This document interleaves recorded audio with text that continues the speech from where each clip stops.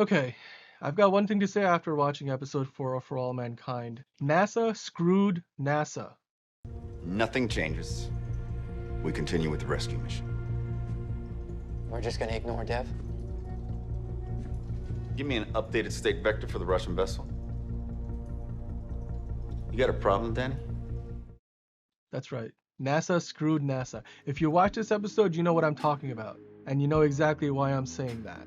Because, hey, look, there's a reason why in real life shit like that does not happen. You should have known, NASA, that if you're gonna pull some baller move like that out of the middle of nowhere, pulling out solar sails, which, okay, I think they exaggerated a little bit, just a little bit, the effect that it would have had, just how much of an effect it would have had in terms of speeding up their journey to Mars as compared to the other two spacecraft from Helios and the Soviets. But let's just say it does have as extreme of effect, and the fact that they figured out solar sails that big and that effective. I mean, look, the biggest thing about solar sails, the reason why in real life they're still not feasible at that scale, is because of how light the material has to be and how difficult it would be to unfurl it to the size that you would need that they show in the show without it ripping into pieces and all that, so that the weight would be light enough and basically adding a lot less than the amount of energy that it would be collecting from the photons bouncing off of it, therefore giving the spacecraft momentum. That equation is the hard thing to crack, not just even the material science of it all. It's also the fact that it would be incredibly difficult to fold it up and then have it unfurl in space perfectly, and not just one panel. In this show, they show 4 giant ass, triangular panels unfurled. Not easy. I mean, they tested the James Webb Space Telescope for years trying to make sure its heat shielding had unfurled. There were I think there's 3 layers of it in there, and that it works well, and it was a fraction of the size of what you should see in the show. So the feasibility of that, most people are probably not gonna care so much, but dude, first they were like, well, yeah, they figured out fusion. I'm like, okay, great, I guess they did. They're still using fission-based engines though on these spacecraft, like the Nerva engine design, essentially, where you have these fission material rods. I don't know if it's plutonium or uranium or whatever, and it's center of the engine, and you have the helium-3 or hydrogen being shot at them and stripping subatomic particles, I think it's protons, off of those rods, and then getting compressed in the bell nozzle and being shot out the back to give you your nuclear fuel. I get that, it's feasible, it was almost a reality in real life, but I think this show is, so far up until this point, has done a very good job of being very realistic, but now starting to really push the realms of believability in some ways, particularly how it ties into story. But still, look,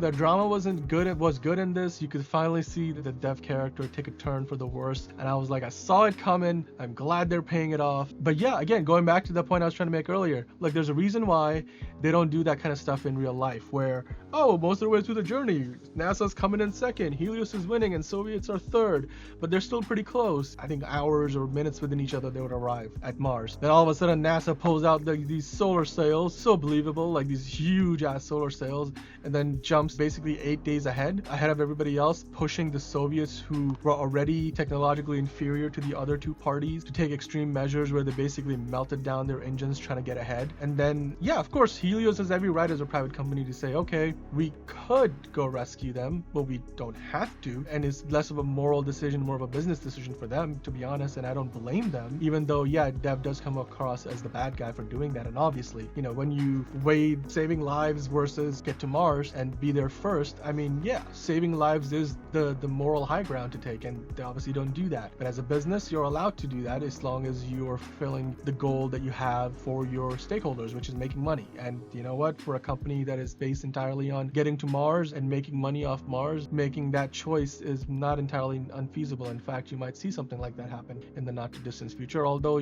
PR nightmare and all that stuff will probably play into it. In this case, however, that doesn't matter so much because there's NASA there, a government agency who has much more of an impetus to then go rescue the Soviets, whose astronauts are now in trouble. Basically, if left to their own devices, they would die from radiation from basically the melted down engines in their spacecraft, which, by the way, in real life, if they were designing spacecraft with nuclear engines, they would have a means to jettison and separate them from the main spacecraft. They would have redundancies, they would have, more conventional chemical rockets or something like that, because you'd always know there was a possibility when you have a Nerva-like engine that is a fission-based engine, not fusion-based, because fusion-based engines would not melt down, and fusion engines inherently cannot melt down. That's just physics. I don't want to dive into it too much. Basically, it has to do with the fact that you are creating a pressure vessel to create fusion. As soon as that pressure drops below a certain level, the fusion stops and everything sort of just dissipates, and there's no runaway reaction like in a fission cycle, which is what you have from traditional nuclear reactors, and that's what they're using here, like a form of that with a Nurbine, which also the Soviets have a similar form of that. There's a whole storyline in this show about how the Soviets got their hand on that technology. So yeah, NASA has to then go and rescue the Soviets, and while they're doing that, things go a little awry. There's a tank pressure goes beyond critical, and one of the tanks connected to one of the engines of the Soviet craft, they're basically almost docking with each other, like they've got these cables strung between the American and the Soviet spacecrafts, and it's almost like what you would do if you were on the ocean, and let's say, for example, a Russian cruiser was sinking and the American cruiser had to go right next to it, and you can't really dock. It's too dangerous. Like, you'd get as close as you can, and then you would just throw harpoon cables across and then try to get people to come across on those. That's basically what they're doing in the show. But then if one ship all of a sudden has like this big pressure leak just blow on one side of the ship, and now it's hurtling towards the other ship, the rescuing ship, that's problems.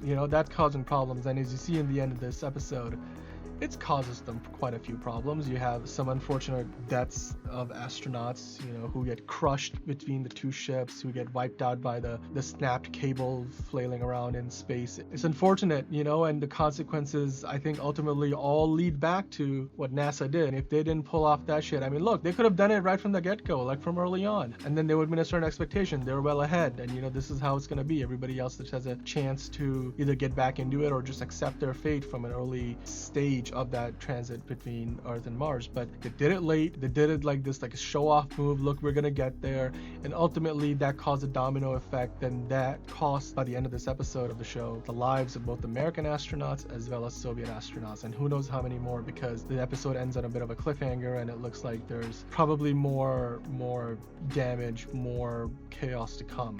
Yeah. So as I started by saying, NASA screwed NASA.